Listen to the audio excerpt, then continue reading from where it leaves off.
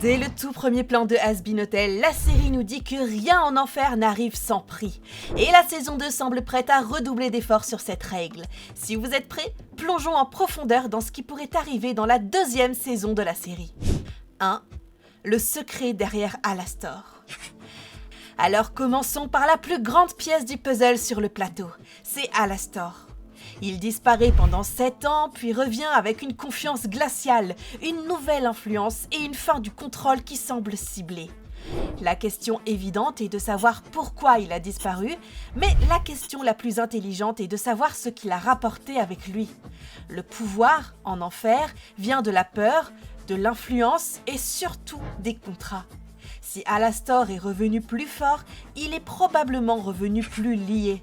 La ligne qu'il chante à propos de détacher ses contraintes dans la chanson finale de la série n'est pas une coïncidence. Et en réalité, c'est une confession pour nous les fans. Quelqu'un ou quelque chose lui a passé une laisse. Maintenant, mettez cela de côté de l'autre absence de 7 ans. Car il y a une autre chose à prendre en compte, et c'est Lilith. La mère de Charlie disparaît pendant la même durée sur la même chronologie et réapparaît au grand jour dans un endroit qui ressemble à l'arrière-cour du paradis. 2 disparitions, un nombre, un monde où les marchés collent tous ensemble. L'explication la plus nette, c'est qu'un énorme rebondissement s'est produit sur la carte il y a 7 ans. Si Lilith a échangé sa présence en enfer contre de la sécurité et de l'influence plus haut, et si Alastor a échangé son autonomie contre une montée en statut, alors les 2 mouvements pourraient être les 2 faces d'un même contrat. C'est là que l'accord entre Charlie et Alastor devient plus qu'une intrigue secondaire. Quand Alastor propose de l'aide et demande une promesse contraignante, nous savons que ce n'est pas une tentative au hasard. Si le démon de la radio est déjà lié à un contrat plus ancien, plus profond, alors collecter de nouvelles promesses est sa façon de s'acheter une marge de manœuvre. Il ne peut pas encore briser sa chaîne, alors il tisse autour d'elle un filet de faveur. Et Charlie, avec ses intentions pures et la communication pleine d'espoir de l'hôtel, devient la faveur la plus précieuse qu'il pourrait détenir.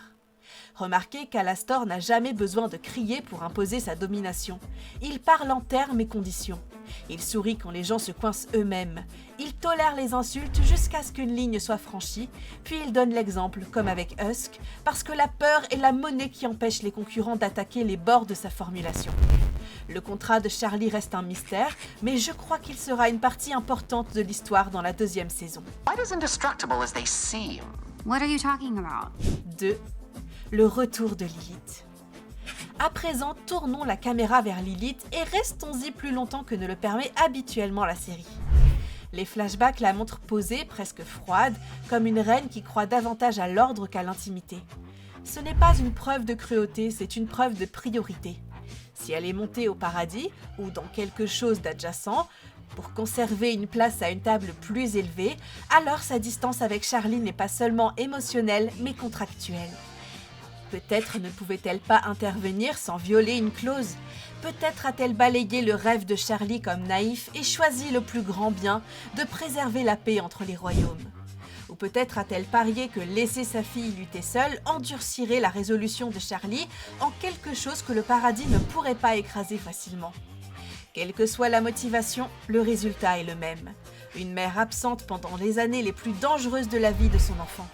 Cette absence est une dette. Quand Lutz apparaît et dit à Lilith de retourner et d'arrêter sa fille, elle lit en réalité le rappel des obligations issues de leur accord. Si la place de Lilith là-haut est conditionnelle, alors sa retraite de 7 ans n'a jamais été une vraie sécurité. C'était un prêt qui est maintenant exigé. Et cela prépare la scène pour la réunion que beaucoup de fans attendent. Lucifer, Lilith et Charlie dans la même pièce. Et je dois être honnête, je me demande avec impatience comment cela se terminerait.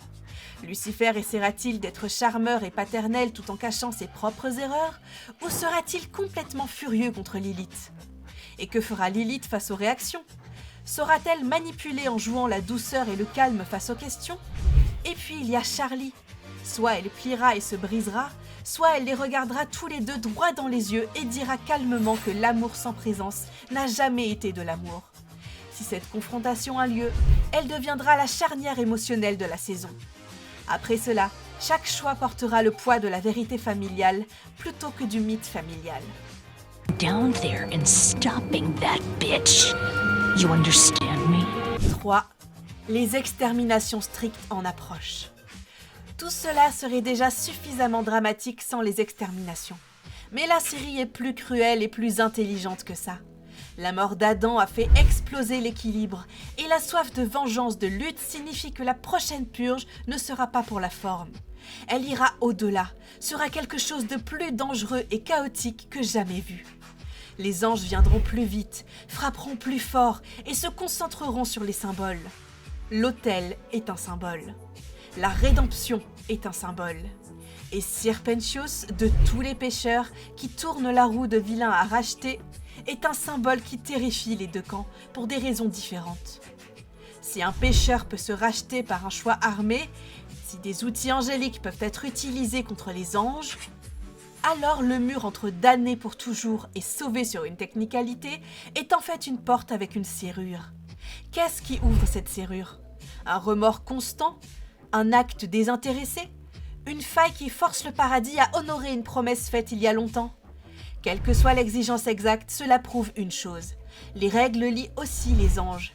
Et si les règles lient les anges, alors les contrats, oui, même démoniaques, peuvent être conçus pour pincer le paradis afin qu'il honore des issues qui ne lui plaisent pas. C'est pourquoi chaque coup de plume compte. Alastor comprend ce jeu mieux que quiconque. S'il peut positionner le contrat de Charlie comme une étape rendant son hôtel juridiquement compatible avec le statut de rédemption du paradis lui-même, alors tenter d'écraser l'hôtel ferait paraître le paradis comme s'il brisait sa propre parole.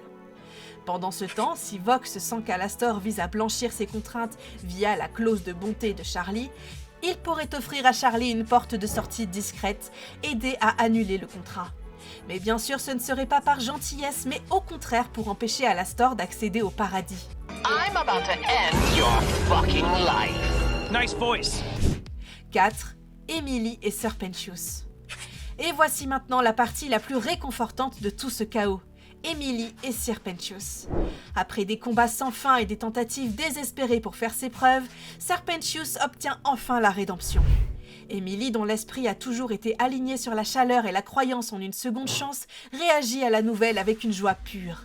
Elle a été entourée de jugements, de règles et de bureaucratie céleste pendant des siècles, et voilà qu'elle voit enfin la preuve que l'impossible peut arriver.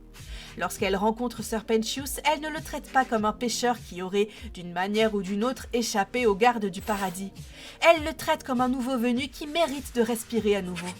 Ensemble, ils peuvent commencer sa nouvelle vie où il apprend à construire plutôt qu'à détruire. Chaque engin qu'il conçoit désormais est destiné à soigner, non à blesser. Et pour la première fois, ses inventions pourraient apporter de la lumière au lieu d'explosions. Ce partenariat ouvre aussi une porte inattendue du retour vers l'enfer lui-même.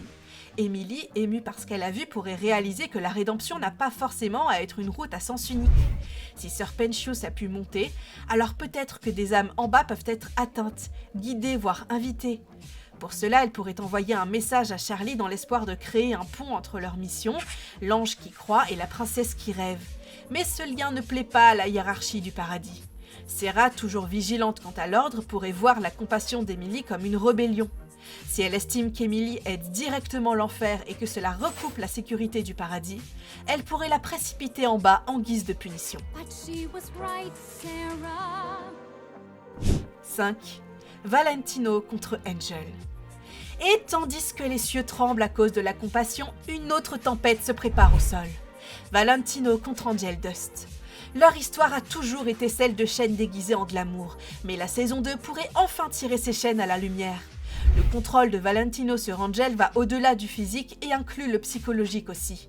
Un mélange de peur et de faux amour qui piège Angel dans un cycle de performance et de douleur.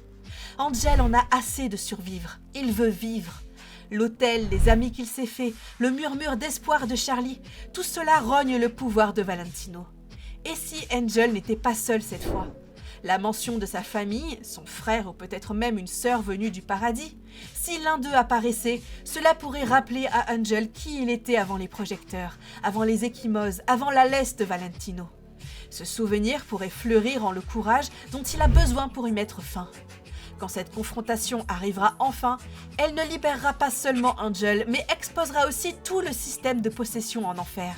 Il pourrait prouver que vaincre son propriétaire est la forme la plus vraie de libération, montrant aux autres que le contrôle ne vient pas des contrats et des marchés, mais de la défiance. Et c'est tout en fait ce qui peut arriver dans la prochaine saison de Has-Been Hotel. Si vous voulez plus de vidéos sur ce sujet, dites-le moi en commentaire. Aussi, n'oubliez pas de vous abonner à ma chaîne et de liker la vidéo si ce n'est pas déjà fait. On se revoit très bientôt dans une prochaine vidéo.